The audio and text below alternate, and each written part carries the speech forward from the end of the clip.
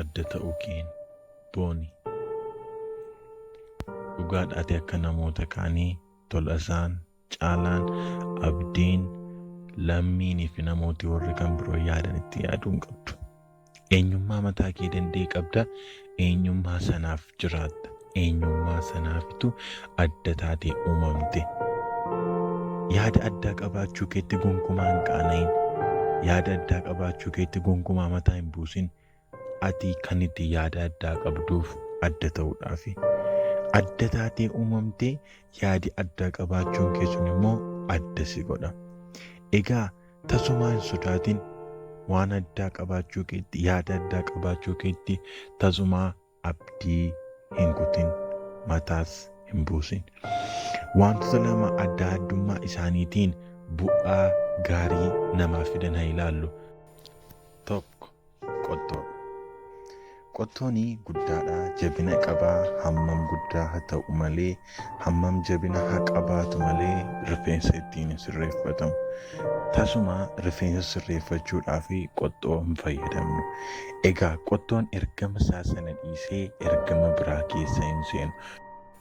Inni lammaffaan ilaalu millaacciidha. Millaacciin baay'ee qara qaba.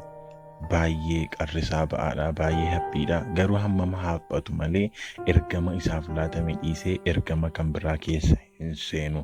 Tasuma muka muruudhaaf ittiin yaaliin hin godhamu. Ergamni isaa rifeensa muruudha. Ergama isaa sana haalaan galmaan ga'a. Wantootni nuyi amma ilaallee garaagarummaa isaaniitiin garuu bu'aa guddaa dhala namaatiif fidu. Egaa atis tasuma waan tokkorraa yaadi kee adda ta'uu isaatti, waan tokkorraa ergamni kee adda ta'uu isaatti hin qaana'in. Gonkumaa waan tokko hin dagatin. Wanti bineensa irraa nama adda godhu yaaduudha. Wanti nama irraa nama adda godhu eenyummaa isaati. Eenyummaan namaa immoo kaayyoo jiraatuuf sanadha.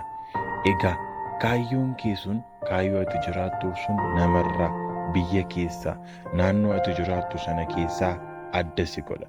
Tasumaa adda ta'uu keetti qaana'uu hin qabdu. Tasumaa eenyummaa kee sanatti qaana'uu hin qabdu. Adda ta'uu keef mataa hin buusin. Yoo diddee mataa buusuu kee itti fufte garuu ati dinqisiifattoota qobee namaa taata. Kanaafiyyuu adda ta'uu keenyatti, adda ta'uu keetti gonkumaa hin gaddin, mataa hin buusin, hin qaana'in. Adda ta'uu keen booni. Namooti hojii keenya jaallattanii, hojiin keenya sitti tolee, yaada qabdan, ergaa qabdan nuuf ergaa. Sooraa tuubii jajjabeessaa, Sooraa tuubii sabiskiraayib, laayikii, sheerii, koomentii nuuf godhaa. Hedduu isin jaallannaa. Nuuf jiraadhaa, umurii nuuf dheeradhaa.